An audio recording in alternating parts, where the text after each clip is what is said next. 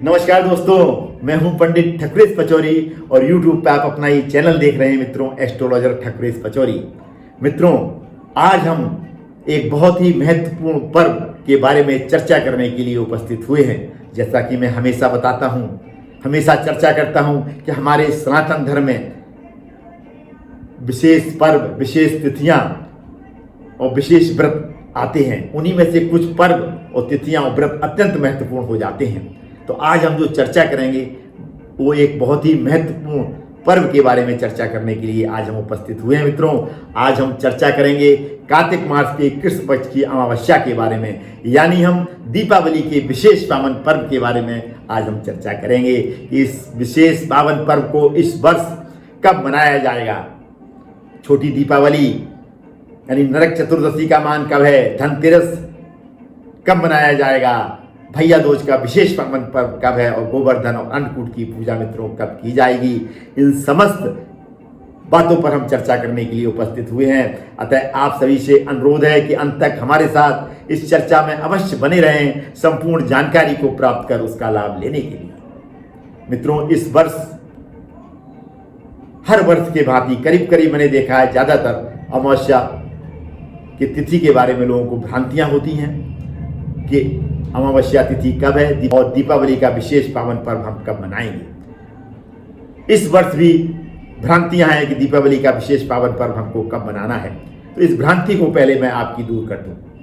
दीपावली के लिए मित्रों अति आवश्यक है कि प्रदोष काल के समय अमावस्या तिथि का होना अनिवार्य है और महानिशा काल में भी अमावस्या तिथि का होना अनिवार्य है।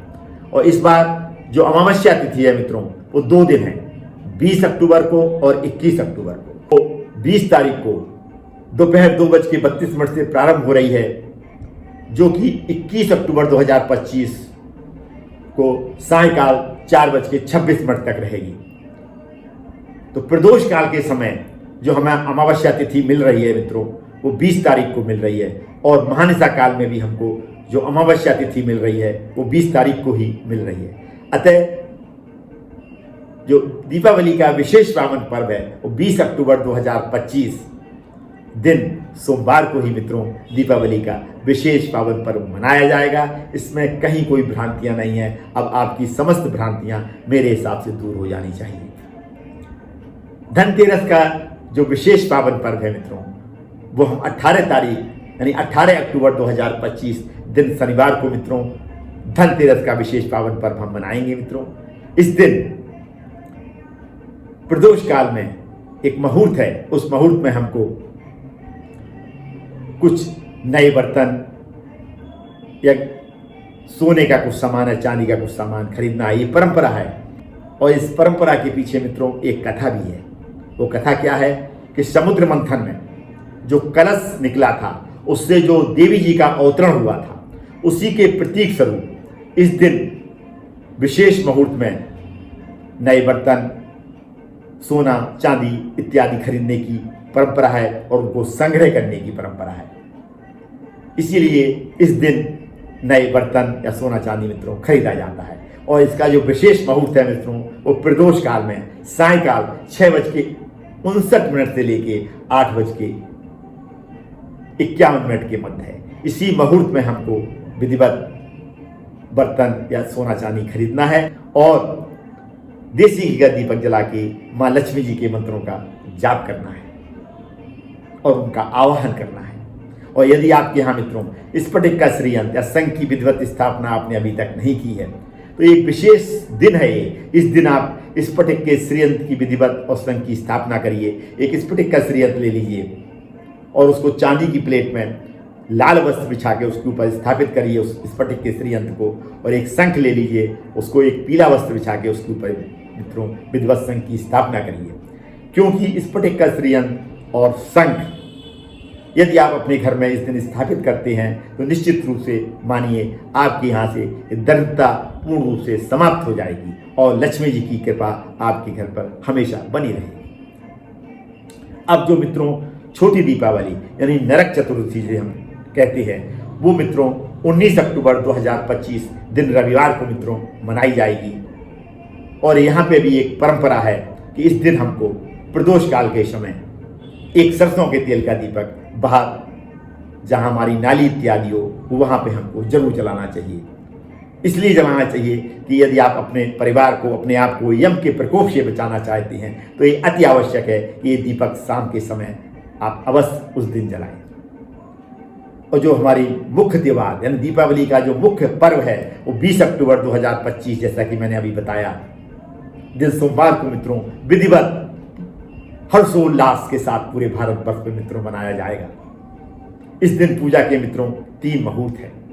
व्यापारिक प्रतिष्ठानों में जो मित्रों पूजा का विशेष मुहूर्त है वो स्थिर कुंभ लग्न में दोपहर 2:13 से लेके 3:44 के मध्य है। इसी मुहूर्त में हमको अपने व्यापारिक स्थानों में जाके विधिवत माँ गणेश और माँ लक्ष्मी की विधिवत पूजा अपने रीति रिवाज के हिसाब से मित्रों करनी है।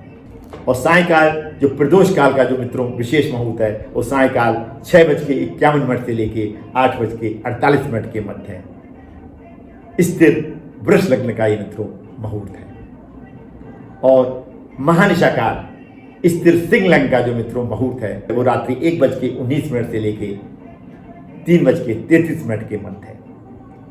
इसमें मंत्रों की हम सिद्धि भी कर सकते हैं इस महानिशा काल के मुहूर्त में मित्रों। तो आते हैं अब पूजा की संपूर्ण विधि पर। जो 20 तारीख का प्रदोष काल का जो मुहूर्त है उसमें हमको विधिवत अपने रीति रिवाज से भगवान गणेश और माँ लक्ष्मी की मित्रों पूजा करनी है।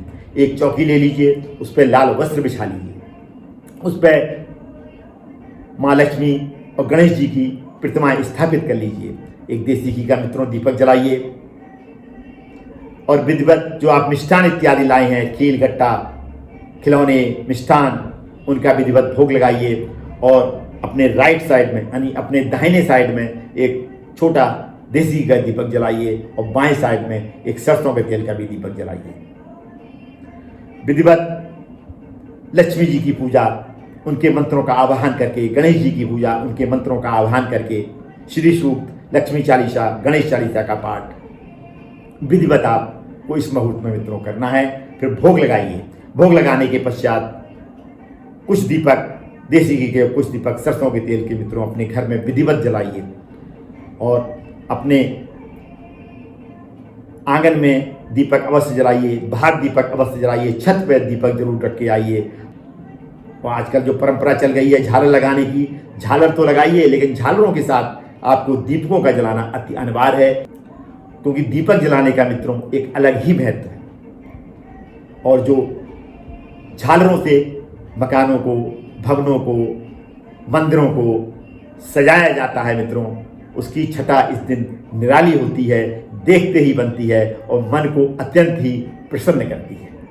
क्योंकि ये परंपरा है मित्रों, क्योंकि ऐसा माना जाता है कि इस दिन भगवान राम अपना 14 वर्ष का वनवास पूर्ण करके अयोध्या वापस लौटे थे, तो अयोध्या वासियों ने खुशी में दीपक जलाए थे। इसके बाद जो महानिशा काल की पूजा है रात्रि में, जो मैंने मुहूर्त बताया है, उसमें आप लक्ष्मी जी के मंत्रों का जाप करिए मित्रों, क्योंकि ऐसा माना जाता है कि वैकुंठ से माँ लक्ष्मी भगवान विष्णु के साथ इस पृथ्वी पर विचरण करती हैं। और जिस घर में उनका आवाहन किया जाता है, दिल से कोई उनको पुकारता है, उस घर में वो प्रवेश कर जाते हैं और वहाँ की समस्त परेशानियों को दूर कर देते हैं। इसके बाद मित्रों आपको क्या करना है, एक छोटा सा प्रयोग है वो अवश्य करिए। भोर के समय यानी 4 बजे के आसपास सूप ले लीजिए और उस सूप को पूरे घर में हर कमरे में जाके आपको ले जाना है। उस सूप को लेके आपको घूमना है और उसको बजाते जाना है इस तरीके से, और मन में भाव आपके हो कि घर से दरिद्रता बाहर जाए और घर के अंदर लक्ष्मी का प्रवेश हो। इस भाव को रखते हुए आप पूरे घर में घूमते हुए बाहर निकल जाइए और घर से दूर चले जाइए। और वहाँ पे आपका भाव ये हो कि हमने यहाँ पे इस दरिद्रता को छोड़ दिया है और हम लक्ष्मी जी को अपने साथ लेके घर जा रहे हैं, और घर में तो प्रवेश कर जाइए, पीछे मुड़ के मत देखिए। इस प्रयोग को मित्रों अवश्य करिए। इस प्रयोग से भी घर की कई परेशानियां मित्रों दूर होती हैं। और जो अन्नकूट का विशेष पावन पर्व है, जो गोवर्धन पूजा है मित्रों, वो 22 अक्टूबर 2025 दिन बुधवार को की जाएगी। घरों में, मंदिरों में विभिन्न प्रकार के व्यंजन मिक्स करके बनाए जाते हैं, उनका फिर भोग गोवर्धन जी को लगाया जाता है और फिर उसको प्रसाद स्वरूप घर के सभी सदस्य ग्रहण करते हैं। और जो भैया दूज का विशेष पावन पर्व है मित्रों, वो 23 अक्टूबर 2025 दिन बृहस्पतिवार को मित्रों मनाया जाएगा। ऐसी परंपरा है कि इस दिन भाई अपनी बहनों के यहाँ जाके अपना तिलक कराते हैं और उपहार स्वरूप कुछ वस्त्र और द्रव्य इत्यादि उनको भेंट करते हैं और उनके यहाँ भोजन ग्रहण करते हैं। ऐसा माना जाता है इससे भाइयों की आयु में वृद्धि होती है। तो इस तरीके से ये 5 दिन का विशेष पावन पर्व मित्रों मनाया जाएगा और 21 अक्टूबर को स्नान ध्यान की अमावस्या है। इस दिन कोई त्योहार नहीं मनाया जाएगा। और अंत में मैं एक विशेष प्रयोग की भी चर्चा करूंगा। यदि आप 5 दिन, दीपावली के जो 5 दिन मैंने बताए हैं, यदि आप अखंड ज्योति जलाते हैं और प्रदोष काल के समय प्रतिदिन बैठ के कमलगट्टे की माला से ओम नमो नारायण ओम महालक्ष्मी नमः इस मंत्र का 1 माला, 5 माला या 11 माला जाप करते हैं एक निश्चित समय पर प्रदोष काल में, तो निश्चित मानिए ये 5 दिन अत्यंत महत्वपूर्ण होते हैं। यदि आपने लगातार 5 दिन इस तरीके से माँ लक्ष्मी का आह्वान कर लिया, उनके मंत्रों का जाप कर लिया, तो निश्चित रूप से माँ लक्ष्मी प्रसन्न होकर आपके समस्त घर को, आपको और आपके समस्त घर के सदस्यों को अपना आशीर्वाद प्रदान करेंगी और आपके घर में सुख शांति और समृद्धि का स्थायी निवास हो जाएगा। ये मेरा मानना है और मेरा विश्वास भी है। कैसा लगा मित्रों आपको मेरा ये एपिसोड, ये विशेष जानकारी? यदि अच्छी लगी हो तो कमेंट बॉक्स में जय माँ लक्ष्मी अवश्य लिखिएगा और मेरी इस जानकारी को सोशल मीडिया पर ज़्यादा से ज़्यादा शेयर करिएगा, मुझे अत्यधिक प्रसन्नता होगी। आज मैं अपनी वाणी को इस भावना के साथ मैं यहीं पर विराम देता हूं कि आप सब पर माँ लक्ष्मी, भगवान विष्णु और गणेश जी की कृपा बनी रहे और आपके घर में यदि किसी भी प्रकार की समस्याएं चल रही हैं तो उन समस्याओं का इस दीपावली पे पूर्ण रूप से निवारण हो। उन्हें मुलाकात होगी मित्रों किसी ऐसी ही विशेष जानकारी के साथ में। तब तक अपना ये चैनल देखते रहिए और इस तरीके की जानकारियां प्राप्त कर उनका घर बैठे लाभ लेते रहिए। धन्यवाद मित्रों, अंत तक मेरे साथ जुड़े रहने के लिए और मेरा ये एपिसोड पूर्ण रूप से देखने के लिए आप सभी को मित्रों बहुत बहुत धन्यवाद। आप सभी को मित्रों दीपावली बहुत बहुत मुबारक हो। बोलो जय माँ लक्ष्मी की जय।